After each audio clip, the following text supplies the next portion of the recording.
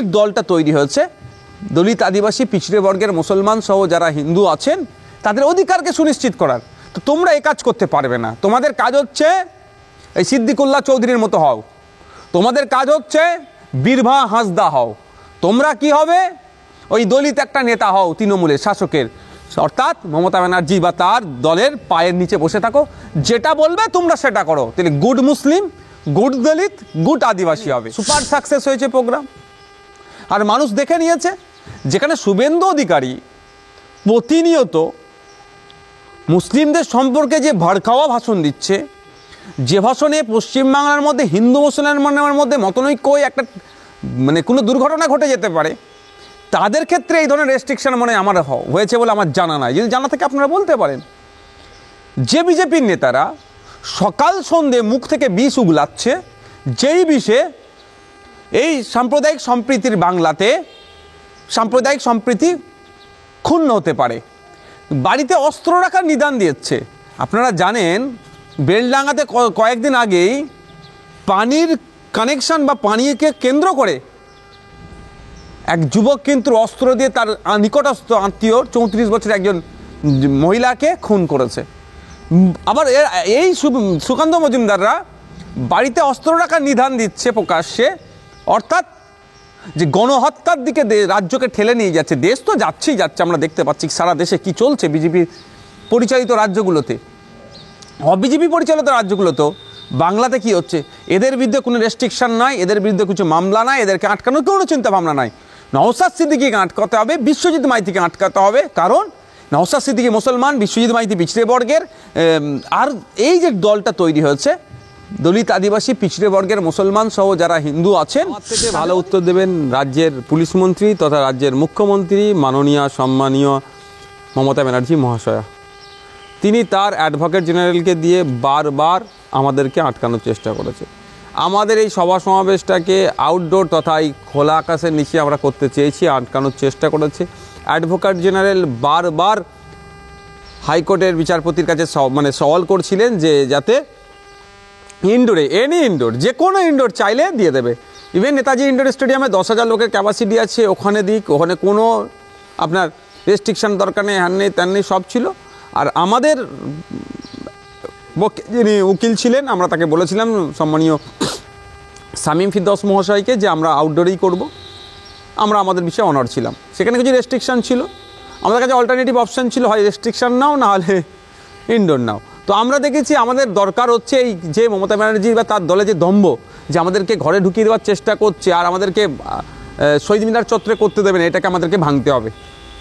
সেই জন্য আমরা সিঙ্গেল বেঞ্চে যেটা বলেছিল সেই জন্য আমরা সেই মতো আমরা আউটডোরে করার বলেছি। ওখানে আমাদেরকে 2023 সালে যে হিংসা করেছিল, পুলিশ আমাদের উপরে মারলো, আমাদের উপরে আক্রমণ করলো, আমাকে 42 দিন মতো জেল খাটালো, আমাদের 80 জনকে মতো জেল খাটালো মিথ্যা মিথ্যা অপরাধে আমাদেরকে জেল খাটালো। সেই মামলা তুলে ধরে অ্যাডভোকেট জেনারেলের পক্ষ থেকে অর্থাৎ রাজ্যের পক্ষ থেকে কোর্টের কাছে প্রেয়ার করলো, নওশাদ সিদ্দিকীরা নাকি ইনডোর প্রোগ্রাম করলে হিংসা ছড়াবে না, আউটডোর করলে নাকি এরা হিংসা ছড়াবে। আমি কি নটোরিয়াস ক্রিমিনাল নাকি? আমার ক্রিমিনাল ব্যাকগ্রাউন্ড কি আছে?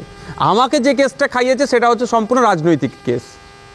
আমি যে পেশাদার খুনি হ্যান ত্যান যেগুলো, এগুলো তো কোনো ব্যাপার নয়। এটা শুধুমাত্র রাজনৈতিক কারণে আমাকে কেস খাইয়েছে। এবং শুধু শুনে রাখুন, বাংলার মানুষ শুনুক যে আমার যখন বেল দিয়েছে কোনো বিনা শর্তে আমার বেল হয়েছে, এবং ওই বেলেও উল্লেখ করা আছে, বেলের যে কপি আছে উল্লেখ করা আছে, আমার বিরুদ্ধে কোনো ধরনের অভিযোগ কেউ কোর্টে প্রমাণ করতে পারেনি বলেই আমাকে বেলটা দিয়েছে। তারপরেও রাজ্য সরকার কৌশলে আমাকে আটকেছে। আমরা ডিভিশন বেঞ্চে পরের দিনে সকালে গিয়েছিলাম, কিন্তু ডিভিশন বেঞ্চ সেই দিনকে শোনেনি, মামলাটা আজকে রেখেছে অর্থাৎ বুধবারে। তো ব্যাপারটা হচ্ছে আমরা আমাদের লড়াই লড়ে নেবো, তা আইনকে তো মান্যতা দিতে হবে। আমরা আইনের দ্বারস্থ হয়েছিলাম, আইন আমাদেরকে আইনের মাধ্যমে আমি ওখানে রাজ্য সরকার করতে দিচ্ছিল না, আমরা ওখানে করে দেখিয়ে দিয়েছি মমতা ব্যানার্জি সরকারকে যে কারো বাবাকালী জায়গা নয় কলকাতাটা, যেখানে করতে দেবো না ওখানে করতে দেবো না, পারবেন না। হ্যাঁ, কিছু মানুষকে আটকানোর চেষ্টা করেছেন, রেস্ট্রিকশান করেছেন, লিমিটেশন করেছেন, সবই আমরা মান্যতা দিয়েছি, কিন্তু আপনারা যেখানে আমাদেরকে করতে দেবেন না বলেছিলেন সেখানে করে দেখিয়ে দিয়েছি। এবং আমাদের রাজ্য সম্পাদক, আমাকে আমি চেয়ারম্যান, আমাদের জেলার সভাপতি আব্দুল মালিক মোল্লা, আরও আমাদের রাজ্য কমিটির সদস্য আছেন সায়ন ভাই, অনেককে আটকেছে। তাও কী হয়েছে? প্রোগ্রাম হয়নি, সুপার সাকসেস হয়েছে প্রোগ্রাম। আর মানুষ দেখে নিয়েছে যেখানে শুভেন্দু অধিকারী প্রতিনিয়ত মুসলিমদের সম্পর্কে যে ভড়কাওয়া ভাষণ দিচ্ছে, যে ভাষণে পশ্চিমবাংলার মধ্যে হিন্দু মুসলমানের মধ্যে মতনৈক্য একটা মানে কোনো দুর্ঘটনা ঘটে যেতে পারে, তাদের ক্ষেত্রে এই ধরনের রেস্ট্রিকশন মনে আমার হয়েছে বলে আমার জানা নাই। যদি জানা থাকে আপনারা বলতে পারেন। যে বিজেপির নেতারা সকাল সন্ধে মুখ থেকে বিষ উগলাচ্ছে, যেই বিষে এই সাম্প্রদায়িক সম্প্রীতির বাংলাতে সাম্প্রদায়িক সম্প্রীতি ক্ষুণ্ণ হতে পারে, বাড়িতে অস্ত্র রাখার নিদান দিচ্ছে। আপনারা জানেন বেলডাঙ্গাতে কয়েকদিন আগেই পানির কানেকশন বা পানিকে কেন্দ্র করে এক যুবক কিন্তু অস্ত্র দিয়ে তার নিকটস্থ আত্মীয় 34 বছরের একজন মহিলাকে খুন করেছে। আবার এই সুকান্ত মজুমদাররা বাড়িতে অস্ত্র রাখার নিদান দিচ্ছে প্রকাশ্যে, অর্থাৎ যে গণহত্যার দিকে রাজ্যকে ঠেলে নিয়ে যাচ্ছে। দেশ তো যাচ্ছেই যাচ্ছে, আমরা দেখতে পাচ্ছি সারা দেশে কি চলছে বিজেপি পরিচালিত রাজ্যগুলোতে। অবিজেপি পরিচালিত রাজ্যগুলোতেও বাংলাতে কি হচ্ছে, এদের বিরুদ্ধে কোনো রেস্ট্রিকশন নাই, এদের বিরুদ্ধে কিছু মামলা নাই, এদেরকে আটকানোর কোনো চিন্তা ভাবনা নাই।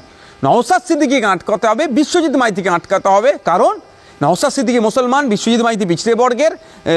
আর এই যে দলটা তৈরি হয়েছে দলিত আদিবাসী পিছড়ে বর্গের মুসলমান সহ যারা হিন্দু আছেন তাদের অধিকারকে সুনিশ্চিত করার, তো তোমরা এই কাজ করতে পারবে না। তোমাদের কাজ হচ্ছে এই সিদ্দিকুল্লাহ চৌধুরীর মতো হও, তোমাদের কাজ হচ্ছে বীরভা হাঁসদা হও, তোমরা কি হবে ওই দলিত একটা নেতা হও তৃণমূলের শাসকের, অর্থাৎ মমতা ব্যানার্জি বা তার দলের পায়ের নিচে বসে থাকো, যেটা বলবে তোমরা সেটা করো। তাহলে গুড মুসলিম, গুড দলিত, গুড আদিবাসী হবে। আর যখনই কোনো আদিবাসী একটা আওয়াজ তুলবে যে 5th শিডিউল কেন জঙ্গলমহলে বা আদিবাসী এলাকাতে ইমপ্লিমেন্ট হচ্ছে না, Chotanagpur tenancy act, Santhal Pargana tenancy act নিয়ে যখনই একটা আদিবাসী আওয়াজ তুলবে তখন মাওবাদী হয়ে যায়, তারা তখন ব্যাড আদিবাসী হয়ে যায়।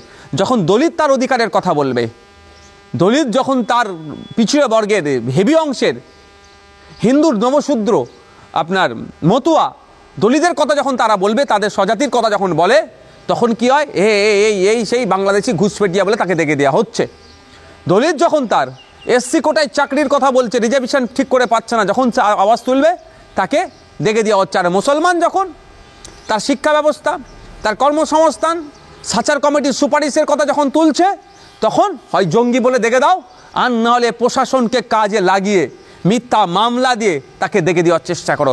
আইএসএফ কে এটা হচ্ছে, আইএসএফ একটা প্ল্যাটফর্ম, আইএসএফ একটা প্ল্যাটফর্ম। এই প্ল্যাটফর্মে এসে পারফর্ম করো। আপনার মুসলিম আপনার অধিকারের কথা বলতে পারেন নির্দ্বিধায়, আপনি দলিত আপনার অধিকারের কথা বলতে পারেন, আপনি আদিবাসী আপনার অধিকারের কথা বলতে পারেন।